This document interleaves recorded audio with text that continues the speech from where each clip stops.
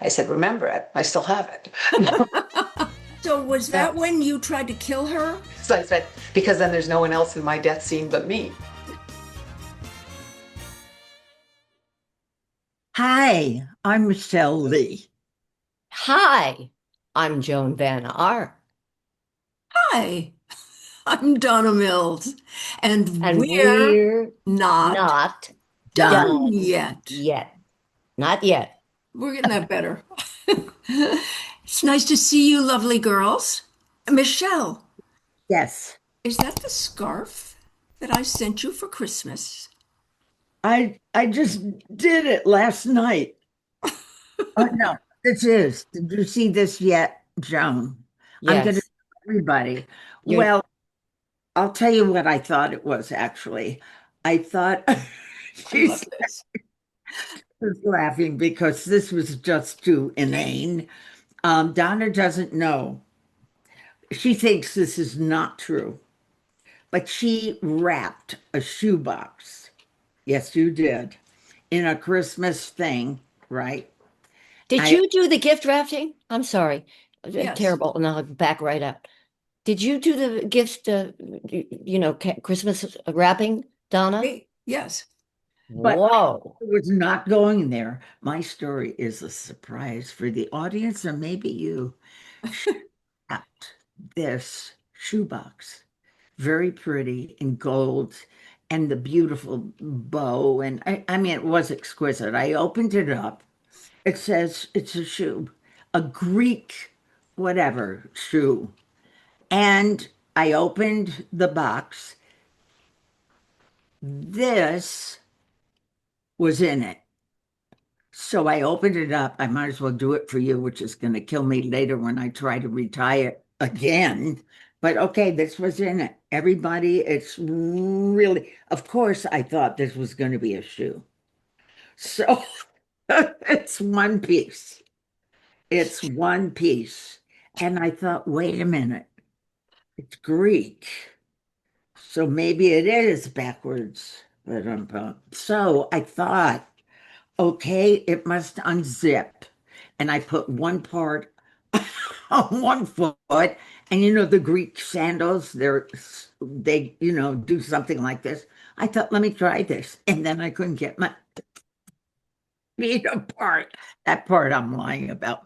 But I thought, what says it took me forever. And then I stared a little more and I said, this is really pretty. And it is. It's so Oh, pretty. And it's the kind of thing you could do many things with, like you could tie it many ways. yeah. But it's so funny. I don't remember putting it in a shoebox to send it, You're but old. I guess I did. But her then thinking it's either a shoe or a sock, and she's trying to put it on her feet, just kills me. She, she must be thinking, why did she send me this thing? Yeah. But you didn't remember it was in a shoebox. I'm sure someone threw the shoebox at you and you went, oh, I must have to wrap this. Let's use that. Yeah. Yeah. Don't And put that to Joan, waste. I wrapped your gift also. The one I got? Well, I first of want all, to know it what you was it was such a great wrap that we didn't open till Christmas Day, actually, but we always wait for that got. anyway. Sometimes Yeah. all the way into July 4th. Yeah, Larry tells me I should go into the wrapping business because I do it Well, so well. yes, he's Well, right. He's right, and gets you out of the spotlight and into a what department store maybe? What's your choice? yeah. What's your choice for that? No, And no, no. I Um, love doing it. It's really fun. I look forward to it every Christmas, but I don't think I'd like to be sitting in a wrapping room wrapping present after present. boring, boring, boring. Anyway, it looks nice, Michelle. Thank you. It does. Yeah. And Yeah. I want to show you what I have and meant to get along with what I sent uh, is a t-shirt that I think, and we're not done yet, it should be, but ouch. I just cut my arm off. Sorry. A little bit of blood. But can you read that? Oh, yes. The That part, says Well, Knots Landing too. Yeah, well, I know. But one side should say we're not done yet, because I think that some of our fans, all three of them, uh, would love to have a T-shirt maybe that shows they are, loyal, not slanderers. So we are actually working on some "We're Not Done Yet" merchandise, and it should be available soon. So keep an eye out for it. Something that might be like this here, That and kind of thing, yeah. Except it's going to say "We're not done yet" also. yeah, And right. Michelle will be right under, we're not done yet. Well, it could be both, but because here could be not She- slandering, but She's going to autograph each and every one. that's it. Ooh, That's the way to go. why That's the not? way. No, maybe not. Yeah, right. No, I'm Okay. saying for an extra $502, you could. You can have a trailer with Yes, streamers indeed. Yes, indeed. and print on the sides of it. Speaking of, well, that's Well, something. girls, are we excited today or what? Well, I'm I am, because that was a 3 or 4 or 5 day, and she'll probably know more accurately how many days we filmed this two-character storyline that was the closing episode before our hiatus, which at that time there was a little bit of a hiatus, but special, special, special, and we were maybe going to get into it.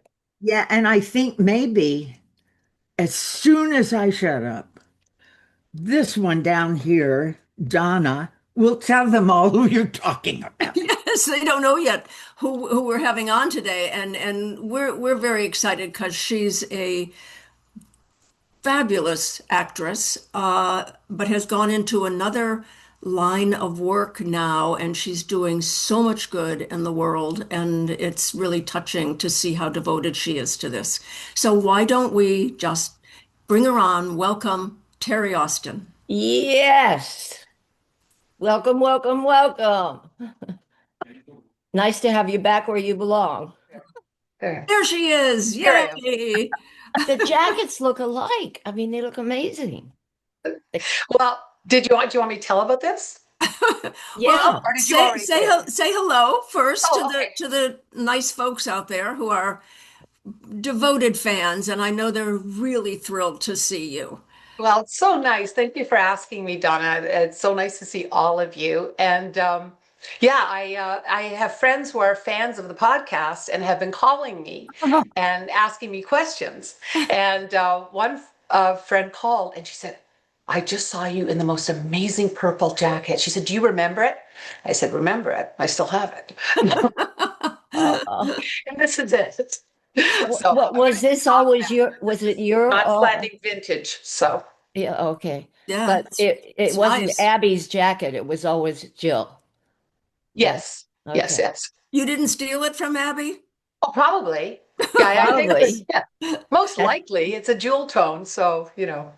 Yeah. One of yours. I did steal one of yours and put my arm in, and then Is that your Yeah, arm? yeah, that was not done up on me either, Michelle. So, Well, the people have been clamoring for you, by the oh, way.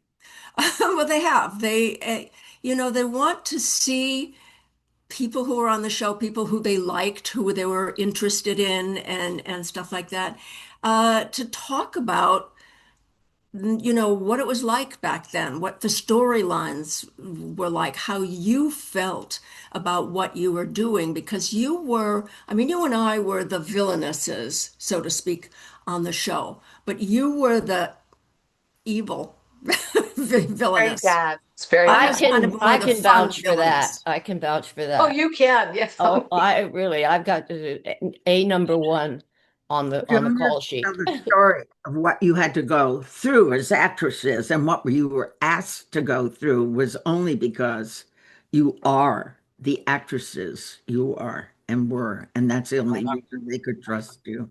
Oh, you're very kind. I really did benefit a great deal because of Joan's commitment to what we were doing, and so it was a Well, lot of fun. I mean, the whole thing was a lot of fun, and it really is so lovely to see all of you. Um, Nothing but fond memories. Yeah. well, That was a really difficult. How long was that that's what I was going to just ask. scene? I know that there was was it days? How It long? was Days. several days. Yeah, How it many was. days was it? I thought it maybe was just two. It seemed endless. And the other thing about that stands out to me is it was the last episode of the season. And Right. I thought, oh, Joan, you better get back on the voiceovers and do some more commercials or something. Because I didn't know, it certainly wasn't, they weren't bailing you out. But Valine, got pressed against the wall there but I couldn't remember how many days, but it was endless. Just It the was. director and the two of us, and of course the crew, but Right.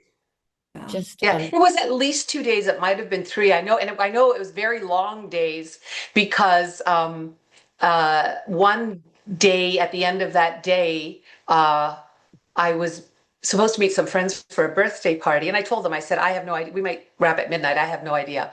And I had the black coat and the black wig and the pink gloves, and that was the wrap day and I wore it to the restaurant. And there had been several episodes that had already aired that had shown that costume. And I can't tell the reaction when I walked into the restaurant. It was pretty funny.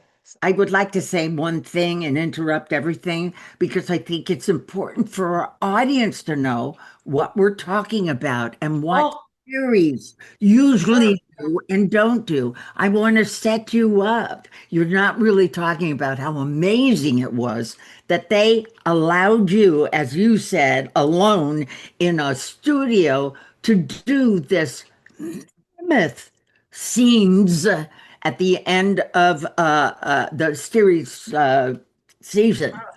So was Yeah. that when you tried to kill her? Yes. Sorry about that. yeah, she's Um, not the first one, too, by the way. Ah, no. Yeah, it was such an elaborate, I mean, it was so well written, I thought. It was really 10 Little Indians, so, the whole season. And then it was so detailed and so much fun to do. It was the days actually, I do recall it was very intense and it was really, like the anger and sadness of what the characters were doing and everything. But what a treat to be able to do something like that. I mean, it was That great.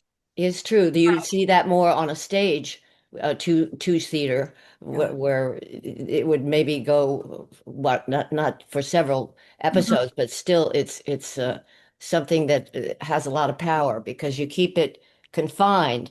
Do you remember the director? And I know it was a guy, but that's a long time ago. I do remember how generous they were with the time to allow us to do everything and not saying, okay, we have to move on, we have to move on. They didn't do any of that, as they never did on Knots. But those scenes particularly, I really appreciated. And then, when I did other projects, looked fondly back on being given that amount of time to get Yes, ready and do the yes, scene. indeed. Okay, so how I got on the show to begin with was I had met David Jacobs, the producer writer, up in Toronto, that's my hometown, and I had worked on a project during one of his hiatuses. He had come up and was doing a TV movie, and he brought his wife, and I met them both, and they were such lovely people. And beyond working on the show I did there with him, I became friendly with he and his wife. And he said at one point, you should come down to Los Angeles. You'd do really well there. And that's all he had to say. So when the show I was doing, because I was also shooting another show in Canada beside the movie that I was doing with him. So when it wrapped, I came down to Los Angeles for pilot season, which used to be a thing. And it was January. And I remember coming down here and thinking, why is everybody wearing sweaters? It is 65 degrees. It's balmy. And so I called David and I had already walked around and found an agent. I'd been And working in what? Canada. I found an agent before I called David. I got an agent in LA. I had already been working in Canada since I was a teenager. So I had a resume and I had a tape. Remember, we used to have those, a whole, like a tape, not just a An link, but a actual tape, tape. Yeah. all your tapes around. And so I came to LA and I walked into a few agencies I had heard of. And at that time, I mean, you can't do that now, I don't think, but I came in with a stack of resumes and tapes. And I said, I'm in town for a week. Does anybody want to see me? And then I got called and I ended up at a small agency. And then once I had an agent, I went out for auditions and I had booked a couple of pilots. And I called David and I said, hey, I'm in town and I thought it'd be nice to have lunch. And we went to the commissary and remember, at that time in 1985, it was the MGM sign was still over the studio. And I can't tell you what a thrill it was just driving up to the studio and seeing that sign, and driving on that lot was amazing. And so we went for lunch and he asked me what I was doing. And I told him, oh, I got an agent. They sent me out for some auditions the next day. And I'm doing these 2 pilots. And then I'm going to go back because I'm still finishing a show. I'm only on hiatus from my show in Toronto. And he said, we were going to cast this afternoon for one scene in Knots Landing. He said, you'd be perfect for it. Do you want to do it? And I said, sure. So he called my agent, whatever happened. And then 2 days later, I shot the one scene with Kevin Dobson. And then I went back to Canada because I had a commitment back there. And he called me in May of that year and he said, what happened with your pilots? And I said, well, sadly, nothing. And he said, would you like to join Knots Landing? Oh my God, I And that's love why I it. got on the show. I mean, when does that happen? You know? Yeah. I love it. I Very Yeah. love nice. Yeah. it. So, And it was a good call on his part. well, I was really super lucky and, yeah, Good very, call, a so good call, appreciative. and a Yeah. good reward to be having this kind of scenes, and certainly the one that I just spoke about, the end of the season. Those Mhm. are always big deals. Those are always big deals. Although the wonderful thing in a way was that Knott's time off, because it was doing so well, uh, it started doing the short turnarounds to the new season. Right. That started to be something for real and didn't allow a lot of extra stuff in between times. No, What's wrong, that's very Michelle? true. Yeah, it was. We had 6 weeks off. During the years that I was on Knots, it was 6 weeks in between seasons. That's what it was. Yeah. Yes, that was Yeah. the same here. Yeah. I think at 28, that time we were 28 doing, episodes. yeah. How many? There's 28, it was 26 or 28. And some of Yeah. those episodes ran over. Remember, you'd be finishing the last episode and already starting the next one Yeah. because you had to pick up something. So it was like a lot of hours and done so well. I mean, Yeah. yeah. And your character really, you can talk a little bit about it if you want. She brought a darkness to Knots Yeah. that hadn't been And there a before, genuine. which I Yeah. feel like brought more underpinnings, more, it just made it richer Mhm. because of the darkness and of your character. She was the one who had the background to become that damaged person. Mhm. But Mhm. initially it seemed so Yeah. together and so on top of it, Jill with 2 L's, 2 N's, 2 T's, I remember that. Yes. Um, Yeah. so And buttoned then up. and then she obsessed on Gary. Yeah. Yeah. No, Yes. there were many who did, but Yes, I know. That but was your character in join the a line, kind of a join the more line. serious way. Yeah. And But I think because all of the other, like all the women on the show were so interesting for that character, there was so much to be envious of the good marriages and the people who really loved each other and the people that were successful. And there was so much, everything that she wanted, all those things she wanted. So she had a reason that often comes up in a jealousy. And I think that she was just so envious of everything and just wanted it, just wanted everything everybody else had. was there ever anything that you went into David and said, I love this, but that maybe doesn't feel right? Because that was the freedom we had as actors, which was a gift. And it Yeah. doesn't always exist I with the think one of the reasons that when I first met David on the movie in Toronto, that we hit it off was I was such a fan of Barbara Stanwyck and Rosalind Russell and Kate Hepburn, that all that fast dialogue. And so those were my favorite movies, and we kind of talked a lot about that. And so I loved always the dialogue that he would give Jill and Mac to have that was very, fast. But the one time that I actually asked him for, requested, was when I knew I was leaving the show, because I knew ahead of time, because my contract was up and I was told, they weren't going to renew that contract. I went into his office and he said to me, "So how do you want to go?" Ah, And talk he about said, generous. yes. He said, usually nighttime drama with the women, we kill them.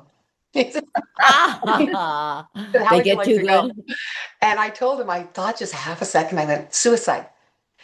And he said, "Why?" And I said, just like the most selfish, self-obsessed actress, I said, "Because then there's no one else in my death scene but me." Oh, but That's great. Yeah. It's so true. what was It's the true. demise? What was the demise or the exit? Well, the absolute true ending was that because she couldn't have Gary in her life and she was going to be arrested because they were going to catch up with her, she committed suicide by taking pills and getting into her own trunk. But she did that so she could frame Gary but if you the ending of the show, like I say, it was like 10 Little Indians, Agatha Christie. There was an opportunity for everyone to have killed her, and that's what was so much fun. But she, in fact, got her wedding dress on that she never was going to wear, and a lot of alcohol, a lot of pills, and knew exactly how many to take that she would be able to fall asleep and then not wake up, and put herself in the trunk, which back 35 years ago did not have latches on the inside to get out. Didn't have what? The Latches? latches to get out. So Oh, okay. so she wanted to go, and I thought that was so much fun, Yeah. Yeah. Yeah. So Teri, as much as we love talking to you about knots and all things on knots, maybe we'll even have you back again to talk again about it. But I do want to get to what you're doing now and what you've been doing for, you tell me how many years. And I congratulate you on the wonderful work you're doing with the Amanda Foundation. Do you want to tell us about it? thank Amen. Thank you Amen. so much. Well, on Knots, everybody was an animal lover. Most of us had pets. Donna, at the time, you had German Shepherds, and Kevin had a great big dog. I forget what type of dog it was, and Bill had Bernese Mountain Dogs, and Yes. Joan had kitties. I I remember Joan remember had the Kitties, kitties, yes. and But and we and had two dogs and two cats at one time. And right. And now we're Michelle, you down to had a one dog as cat. well. Didn't you have a poodle or something, Michelle? I think I'm trying to remember who Can had you what. hear me? Can you hear me? Yes. Yeah. Oh, Did you okay. had a dog, didn't you, I at the had a time? Dalmatian. A Dalmatian. I Okay. love So my Dalmatian. well, and you know what? After They're a the very, show, very I'll tell you something misunderstood funny. breed. A lot of people don't know they're a herding dog, and they're a big, big active dog. Anyway, the Amanda Foundation is a dog and cat rescue organization. Thank you so much for letting me talk about it. Here in Los Angeles. And we're actually based in Beverly Hills. And we're the only rescue in California that owns and operates a full service veterinary hospital. And what that allows us to do is to take animals that also need medical care. It's not all we take. The vast number of animals that are in the shelters of Los Angeles are young and healthy. The vast number of them, but some of them have been hit by a car or have a virus or they're unweaned puppies or kittens that need to be bottle fed through the night. So we have that opportunity to take the ones that need the extra help.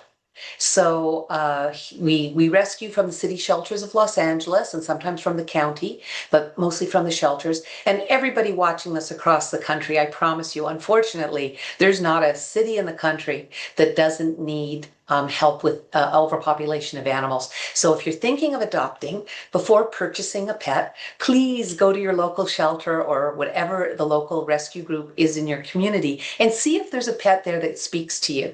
My mom used to say, there's a lid for every pot. And I tell Uh-huh. everybody when they come to see our Oh, pets, I say, just take a look. You might fall in love. And if you fall in love, it's going to be something between you and the pet. I'm not going to talk you into something. It's going to be some feeling that you genuinely have. And that's going to be your dog or cat. So I just ask everybody who's watching this, if you're thinking of getting a pet, just try the shelter. If you end up because you want to get something else after, but just give it a try. So that's what we do here in LA. We go to shelters. The city of Los Angeles has the biggest shelter system in the entire United States. We have I'm 7 really animal shelters. I'm so happy to hear that because it's Yeah, a that's huge, wonderful. sprawling city, obviously, and it's such an outdoors kind of Right. city that I'm so glad to hear there are that many shelters. The only unfortunate part is they're all full to the They're what? rafters. They're all full to the rafters. They're all Ah, over yes, capacity because yes. we don't have a winter with this beautiful weather, but we have it all year round. So there's no period of time where animals aren't breeding, and animals can live on the dogs and cats can live on the streets. So that means they could also breed on the streets. So we have a huge issue with that, and we do have 7 shelters, but they are all full. So Wow. we work very closely. I have what I learned when I started working with Amanda, which I did from when I first got hired for Knots. Here's a tie-in. When I first got hired for Knots, you have to go for a medical checkup, right? And the doctor that they sent me to, when I went to her office, she had a picture of 4 German Shepherds all in one picture on her desk. And I had brought my ancient Yorkshire Terrier, who I'd named after the first movie star ever, Theda Bara. And so I had my little Thea with me. And I That's looked at the great. picture and I said, "You're checking me out. I need a doctor for my dog too, because she's elderly." And she put me in touch with a vet. And the Amanda Foundation had just begun, at only a few months old.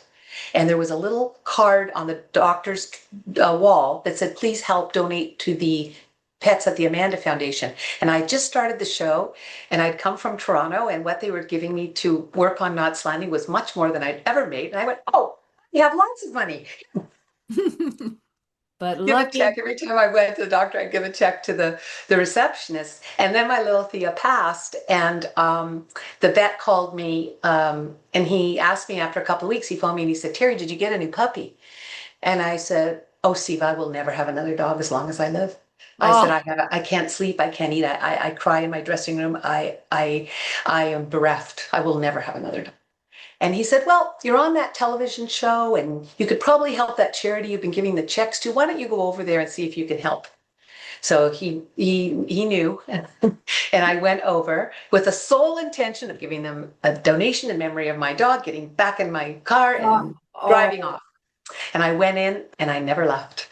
And now I'm the oh. president of the Amanda Foundation.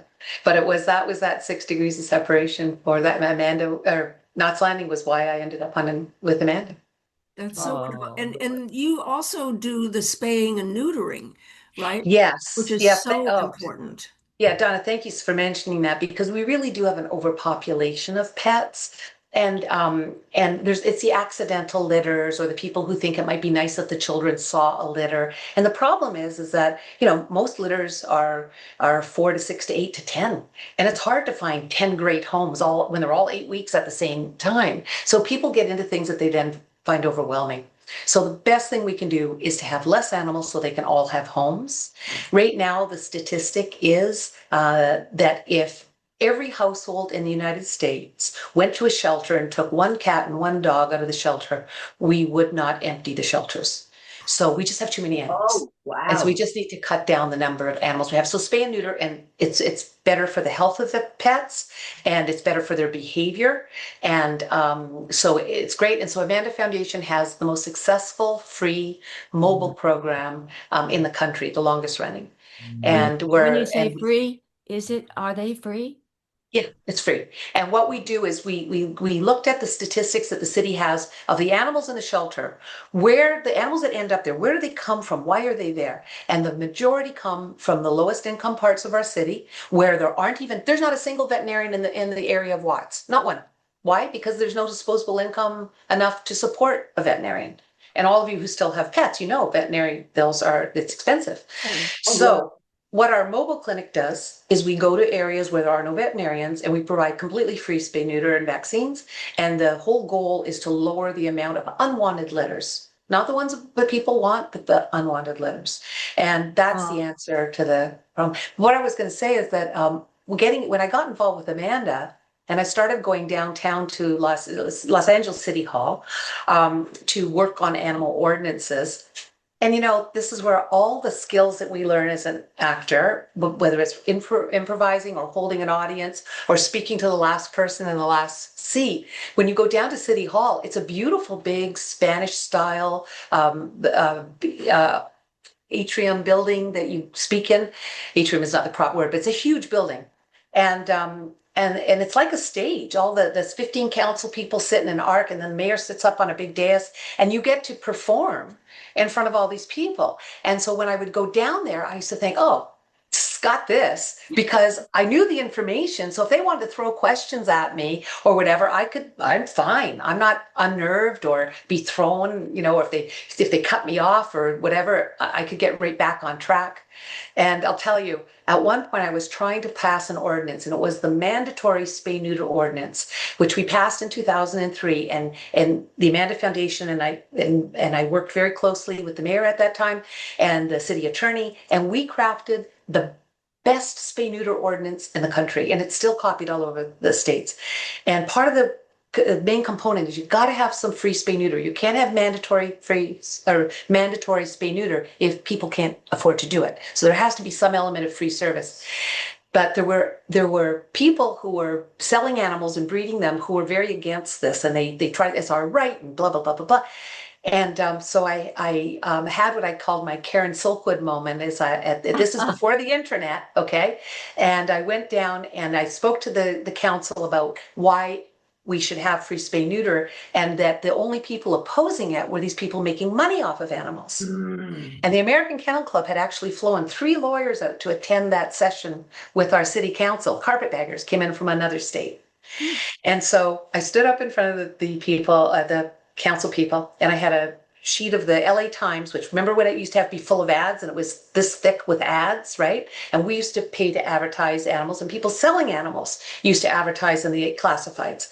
And so I stood up in front of the council and I said, the only reason these people are here is they're going to lose money. We're talking about not euthanizing animals, and they don't want to lose money. I said, here is one day of ads in our local paper, and there are $60,000 worth of puppies and kittens being sold by backyard breeders who don't pay income tax, they don't pay state tax, they're not paying a business tax, they don't have a permit, but they're selling living creatures. And we don't ask these people to pay tax. And then I held up a box of Girl Guide cookies. I said, but we asked 10-year-old girls to collect 37 cents of tax on a $5 box of cookies. And we won. And that's how we got our city ordinance for City of LA. Yeah, good Good enough. for you. Did But, the dogs ever get any cookies then? oh yeah, I'm good for life, but acting. Wow. Well, That's- I don't know if you remember this, and I'm sure you do actually, that I do my workout at the end of the day. You were on a side street, but I think mine was It's right in front. That's the Amanda Foundation that I would see you run by. that would be it, because That's that little I building. knew it wasn't really during knots. I think it was post knots. No, it was post knots. It was post knots. And I saw you run. Okay. So Joan was, she's very, keeps in good shape, and she's running. And I looked at her and I said, is that Joan? And then the next day, and it's Joan. So the next day I said, well, I'm going to say something. You stole my husband. So maybe I was just with blinders on, just trying to get from one end to the other. At that time, I was doing 10 miles a day. I know. So then the next time I saw her, I said, hey, Joan. Then you knew. And then she came over. We had a nice little, reunion there, chatting. And but that little building is 101 years old. I was going to And say it's been a vet hospital for 101 years. It was the first building. And my joke is, because I'll be 69 in April, my joke is the only thing older than me on that property is the building. Oh my God. But we're tearing it down at the end of the year. So if anyone listening is looking for a legacy that they want to put their name on the building, please give me a call at the Amanda Foundation, because what we want to do with our new building is show that an animal shelter can be not the sad place that nobody wants to go, but an asset to the community. Because at the Amanda Foundation, we run a full service vet clinic with a wonderful doctor, a Davis graduate, not a new one. He's been practicing for several years, but we run a hospital for the community that also allows us to do pro bono work. We run a rescue, which also provides animals for children to come in. And I have seniors, I have children, I have Girl Scouts come in and volunteer with. We That's run seminars wonderful. on how to keep your older aunt, we keep her allowed to have her cat, like how to help your older relatives manage their animals. So if the animal shelter is also an asset to the community, then people want it in their community. But our building's 101 years old and it's falling down. So I've been telling people, if you want your name on the building, I'll put a tattoo on my butt if you want with your name on it. If you're just like, They're But going to I want to have a see Welcome it though, party. Terry. just like, You've gone to the dogs. You've gone to the dogs. exactly, exactly. It's Well, hilarious. And Scott you has said guys, that we will put up on the screen, the Amanda Thank Foundation you. and how to get in touch and where to go Thank and where you. to donate to it. Yeah. Also, People, yeah, This is a wonderful circle too of goodness, of paying back and taking care and also maybe finding a dear, dear, dear friend and a pal. Because I oh, think I tell people all the time, I say there's very few guarantees in your life, okay? There's very few things you can absolutely guarantee. But if I give you a dog or cat, it's gonna love you. I can guarantee you oh that. yeah, I can indeed. guarantee you that. Indeed. And a So, house without a pet, a kitten, a cat, a yeah. dog, when yeah, yeah. there's Over something 60% of homes in the United States have or have had a dog or a cat. And then there's other yes. pets. There's people who love their birds. People have chickens. People have squirrels. I had a very dear friend who had a turkey. Yeah, and a turkey. Not for dinner, but as a pet. But they do add to our lives if you let them. Not everybody wants a pet. I get it. I don't try to You're sacrilegious. missing out I think you a are. companion and Yeah. Yeah. all kinds of say something rather important. If anyone wants to hear what I have to say, you can hear me, right? Yes.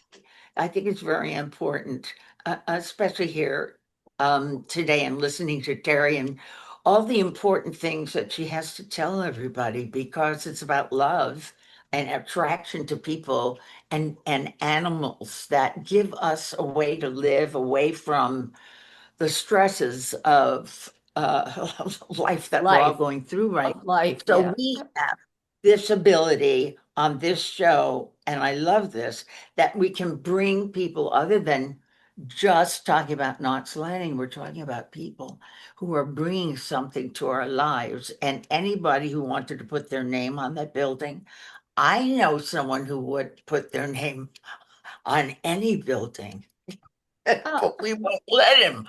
Anyway, Yeah. I'll be calling you after got the it. show, Michelle. Yeah. Right after the show. Immediately Oh, after the show. anyway, I loved it. I hope you do come back. It's so Thanks. great. Thank you. Yeah. Yeah, Terry, really, really wonderful to see you, and we'd love to have you back, and we'll talk some more about Knott's other aspects and stuff like that too, because I know the audience wants to hear that as well.